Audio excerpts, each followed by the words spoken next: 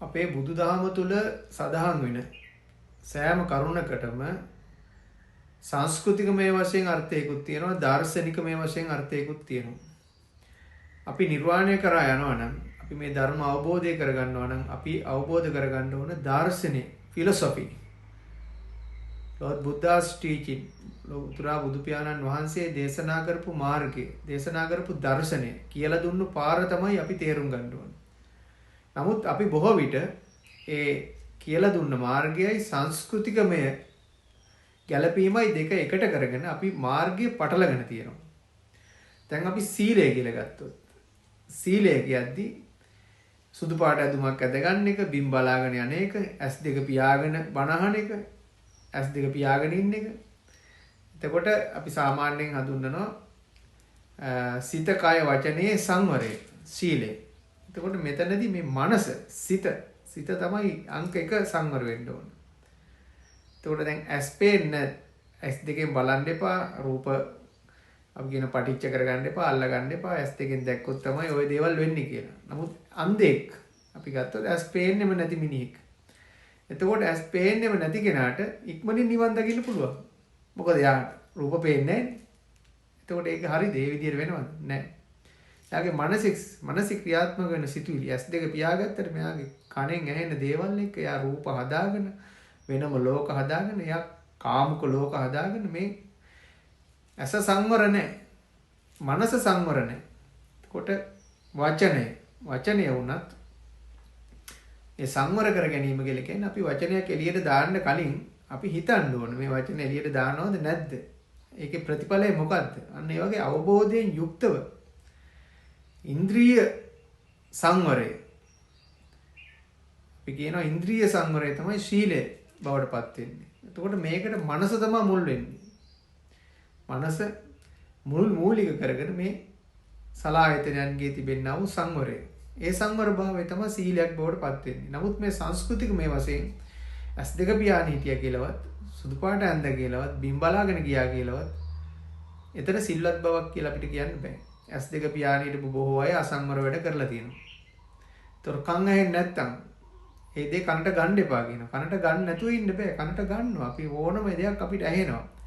ඇහෙන දේ අපිට ඇහුණා. අපි මේක ගන්නවද නැද්ද කියලා විශ්ලේෂණය කරා. විශ්ලේෂණය කළා ඉවත් කරා. ඒකේ විපාකය මොකක්ද කියලා අපි බලන්න ඕන. බුද්ධිමත්ව බලනවා මේ විපාකය. කෙනෙක් කේලම් කියනවා නම් ඒ කේලම් කියන එක මේක කේලමක්. මේ කේලම අහලා මම ක්‍රියාත්මක වුණොත් මට ඇති වෙන විපාකය මොකද්ද?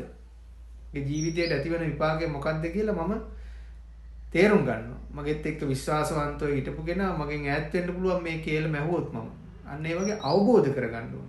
අන්නේ අවබෝධයක් ගැන තමයි ලෞතුරා බුදු පියාණන් වහන්සේ දේශනා කරේ. එතකොට මේ ඉන්ද්‍රිය සංවරය කියන එක ගැඹුරුයි. දැන් සමහර කොටසක් ඉන්නවා ගැඹුරු කොටස මග හරිනවා. දැන් ගැඹුරු ජලයක වුණත් පීනන්න බැරි කෙනෙක් ගැඹුරු ස්ථානය මග හැරලා තමයි අර ගොඩෙන් තමයි නාලා යන්නේ. නමුත් දක්ෂ කිමිදුම් කරුවෙක් හොඳට පීනන්න පුළුවන් කෙනෙක් අර ගැඹුරු තැනත් ගිහිලා බලනවා පතුල මොකද්ද කියලා. අන්න එයාට තමයි මේක තේරෙන්නේ. ඒ වගේ තමයි මේ බුද්ධ දර්ශනයත්.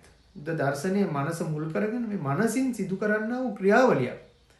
සිල්වත් බව වෙන්න පුළුවන්, තමන්ගේ ක්‍රියාකාරීත්වය වෙන්න පුළුවන්, ධර්ම අවබෝධය වෙන්න පුළුවන්. මේ හැම දෙයක්ම මනස මනෝමූලික කරගත්ත දර්ශනයක්.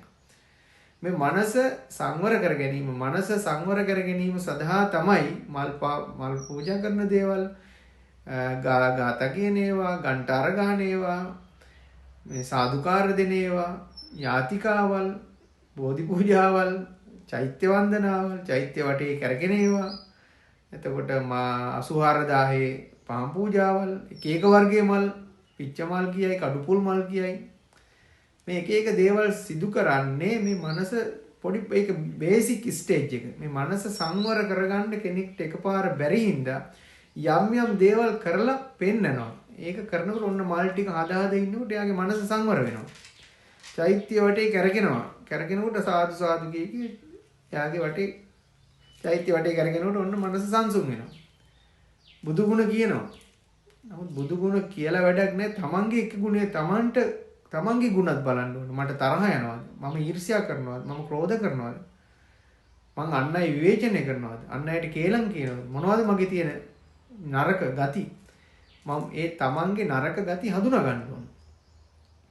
දන්නවා සමහර බැදීම් තියෙනවා කොච්චර හිතවත් කොච්චර හොඳ බැදීමක් වුණත් ඒ පුද්ගලයා තමන්ගේ හිත රිදවනවා නම් තමන්ගේ සතුට නැති කරනවා නම් මානසික තෘප්තිය නැති කරනවා නම් අකමැත්තෙන් හරි ඒ බැදීම අයින් කරන්න වෙනවා. මොකද මානසික සතුට නැති වුණා නම් මේ නිර්වාණ මාර්ගයේ කරා යන ගමනේ යන්න බෑ.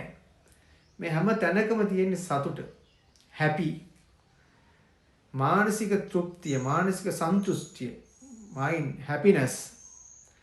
අපි දැකලා තියෙනවා මේ දලයි ලාමා, එතකොට ටිබෙට්ස් වගේ හාමුදුරුවෝ බොහොම hina වෙලා ඉන්නේ.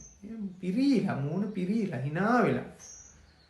මේ ළඟදී ලෝකේ කරලා තියෙන ගවේෂණ වලින් ලෝකේ සතුටුම පුද්ගලයා මේ බෞද්ධ භික්ෂුවක්. hina වෙලා ඉන්නේ.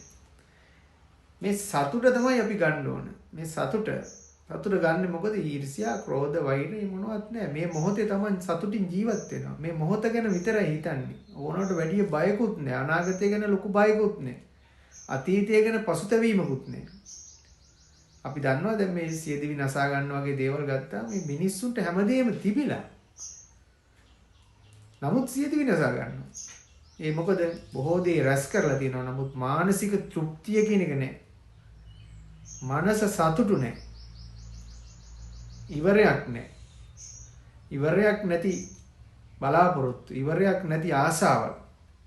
මේ දේවල් හින්දා අවසානයේ මොකද වෙන්නේ? තමන්ගේ ජීවිතෙත් නැති කරගන්නවා. නමුත් පාරේ ඉන්න මිනිහෙක් කරි වෙන්න පුළුවන් සතුටින් ඉන්නවා. තමන් කන එකෙන් පොඩ්ඩක් බල්ලෙකුටත් දීලා, සතෙකුටත් දීලා, ළඟපාදී ඉන්න කෙනෙකුට හොඳට හිතවත්ව කතා කරලා, එහෙම සතුටින් ජීවත් වෙන මිනිස්සු ඉන්නවා. ලෝකේ ඕන තරම්. මුදල් මත, වාණිජ්‍යමය කරුණු මත, ආර්ථිකමය කරුණු මතම මිනිස්සු ඒව පස්සේ ගිහිල්ලා මිනිස්සුන්ගේ සතුට නැති කරගෙන තියෙනවා. ලෞතර බුදු පියාණන් වහන්සේ මේ සිදු කරලා තියෙන දේශනාව, මේ සිදු කරලා තියෙන මාර්ගය, දර්ශනය අවබෝධ කරගන්න නම් මේ නිදහස් මනස තියෙන්න ඕන. නිදහස් මනසෙන් අපි සිල්වත් වෙන්න පුළුවන්. මනසෙන් සිල්වත් වෙන්න. රූපයක් දකිනවා. රූපේ දැකින්න නැතුව ඉන්න බෑ. රූපේ දකින්න රහතන් වහන්සේලාට උනත් රූප පේනවා. ලස්සන කාන්තාවක් නම් ඒ ලස්සන කාන්තාවක්. ලස්සන පිරිමියෙක් නම් ලස්සන පිරිමියෙක්. ඇස් ලස්සනයි කියයි, තොල්පොටු ලස්සනයි, කට ලස්සනයි, නහය ලස්සනයි, කතා කරන විදිය ලස්සනයි, හිනාව ලස්සනයි. ඒව දකිනවා. දකින්න නැතුව අහක බලාගෙන, තද කරගෙන, හිර කරගෙන අයියෝ මන් දැක්කේ නැහැ කියලා වෛර කරන්නේ. ඒ වෛරයෙන් යුක්තව ජීවත් වෙන ඕනතරම් අපි ආරණ්‍ය සේනාසනවල දැකලා තියෙනවා. වෛරෙන් තමයි ඉන්නේ. රූපයක් දැක්කොත් වෛර කරනවා. පොඩ්ඩක් නැත්තම් තරහ යන දේශේ. මට තරහ යන්නේ නැහැ කියලා කිව්වට මේ බොහොම තරහෙන් ජීවත් වෙන සමාජය කෙරෙහි. අදින මිනිස්සු ඇදපු දෙන් අදින්න ඕන, කන්න ඕන, බොන්න ඕන, එහෙම තමයි සමාජය. සතුටු වෙන්න ඕන. සතුටින් ඉන්න ඕන. ඒ සතුටත් එක්ක මේ ධර්මය අවබෝධ කරගන්න ඕන. මේක තියෙන්නේ මනසේ. තමන් කරන බාහිර ක්‍රියාකාරීත්වයන් නෙමෙයි. බාහිර ක්‍රියාකාරීත්වයන් මේ බුද්ධ දර්ශනයත් එක්ක ගලපලා බලපුවාම බාහිර ක්‍රියාකාරීත්වයන් සහ දර්ශනය කියන්නේ දෙකක්. ඒක අපි මනසින් අපි දන්නවා දැන් ටැටූස් ගහපු අය කොණ්ඩව වවාගත්ත, කරාපු දාගත්ත. එහෙම තරුණයෝ ඉන්න ඕනතරම් ධර්ම දැනුම තියෙන. ඉතින් ඒ නිසා මේ වර්තමාන සමාජයේ මේ දර්ශනය කියන දෙයට මුල් තැන දෙන්න